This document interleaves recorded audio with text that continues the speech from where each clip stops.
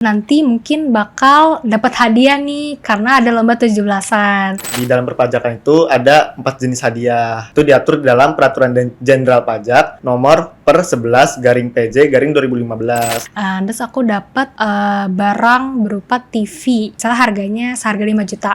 Kena pajak berapa sih mas? Cara ngitungnya gimana tuh? Misalnya nih aku dapat giveaway. Itu gimana sih cara aku hitung pajaknya? Cara ngitungnya itu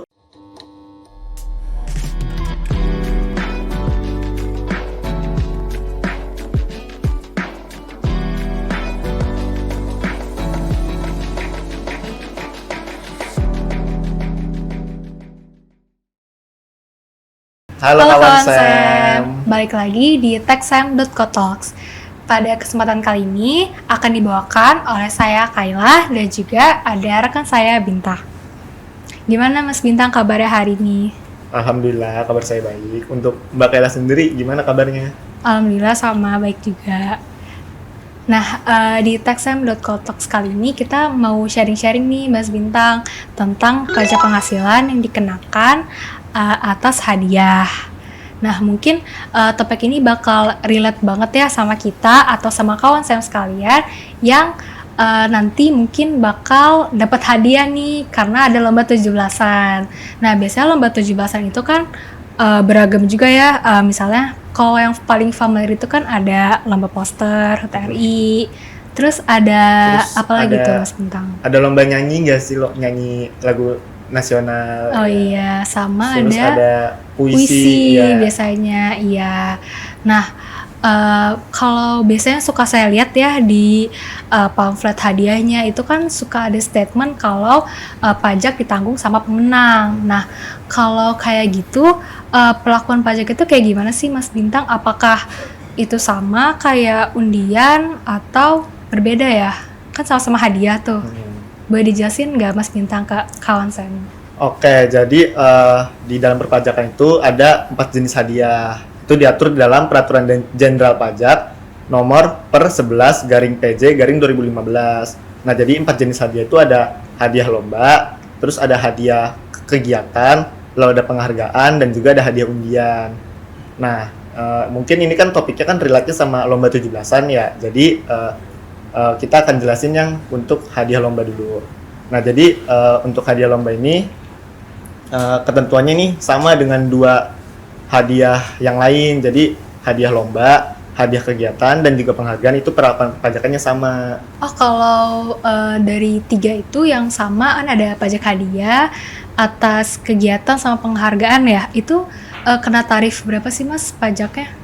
Nah, untuk 3 jenis hadiah tersebut itu tarifnya ini tergantung siapa yang menerima hadiah tersebut. Jadi kalau misalkan yang menerima itu orang pribadi, itu dia dikenainya pemotongan PPh 21, tarifnya itu sesuai tarif PPh pasal 17. Lalu kalau dia itu yang menerima itu orang pribadi atau badan juga, cuman yang dari luar negeri, itu dia dikenainya tarif PPh 26, yaitu 20%.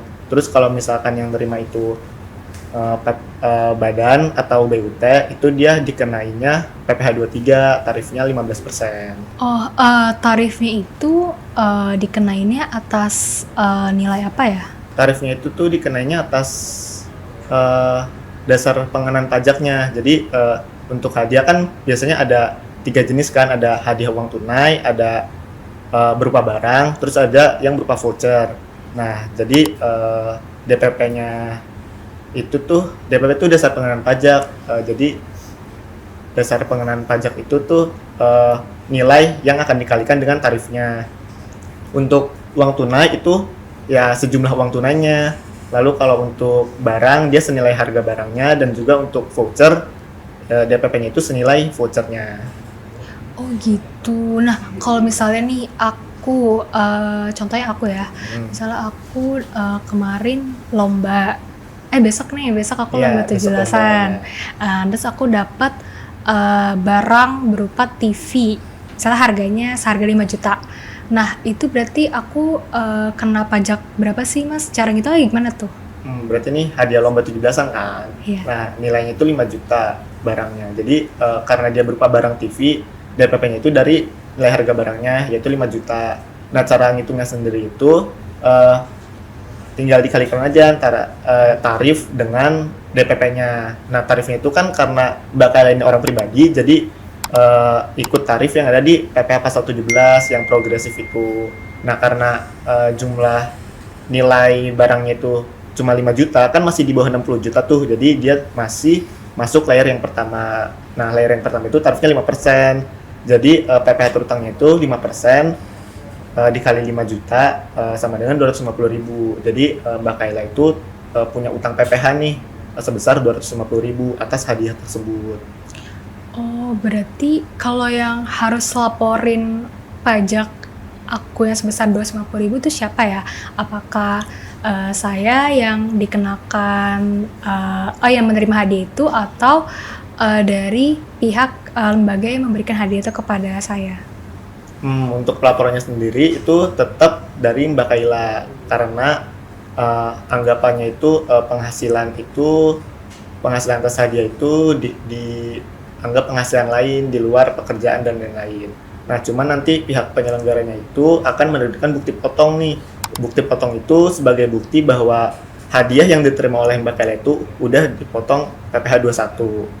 Nah, terus untuk pelaporannya sendiri, karena dilaporkan di SPT PPh OP tahunan, nanti nilai sebesar 250 bukan 250.000, yang 5 jutanya itu yang nilai hadiahnya Bruto, itu ya? brutonya itu yang 5 juta itu dimasukin ke kolom penghasilan lain. Nah, di kolom penghasilan lain itu nantinya kan digabungkan juga dengan penghasilan Mbak Kayla lainnya, misalnya dari gaji, dari honor, terus juga kalau misalkan Mbak Kayla nih punya kan lomba desain poster, terus karena kan punya keahlian poster nih, terus buka freelance desain itu kan ada upahnya. Nah, itu juga digabungin ke situ. Jadi intinya kalau hadiah lomba itu dia pas pelaporan itu digabungkan dengan keseluruhan penghasilan yang diterima oleh Mbak Kayla. Berarti aku harus laporannya itu paling lama kapan ya, Mas Bintang? Untuk pelaporannya sendiri sih tanggal 31 Maret di tahun berikutnya. Jadi misalkan nih Mbak Kayla mau lapor SPT PPOP tahun 2023.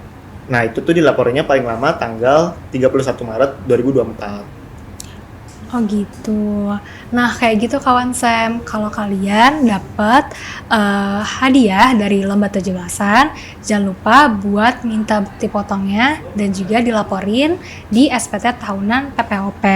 Nah, kalau kalian menangnya besok, nah berarti kalian harus lapor paling lambat 31 Maret 2024. Oke, kalau tadi kan untuk hadiah, terus kegiatan sama penghargaan itu kan sama ya untuk perlakuan PPh-nya. Nah, tadi ada satu lagi kan yang beda tuh untuk undian. Nah, kalau pajak untuk undian itu kayak gimana sih, Mas Bintang? Nah, oke, jadi undian ini dia beda sendiri dari ketiga jenis hadiah tadi. Jadi untuk tarifnya sendiri, hadiah undian ini diatur dalam PPh Pasal 4 Ayat 2. Tarifnya itu sebesar 25%. Nah, terus kalau buat DPP-nya itu masih sama kayak hadiah yang sebelumnya itu. Jadi yang kalau uang tunai ya sejumlah uang tunai, terus kalau dia berupa barang itu senilai barangnya, dan kalau berupa voucher dia senilai vouchernya.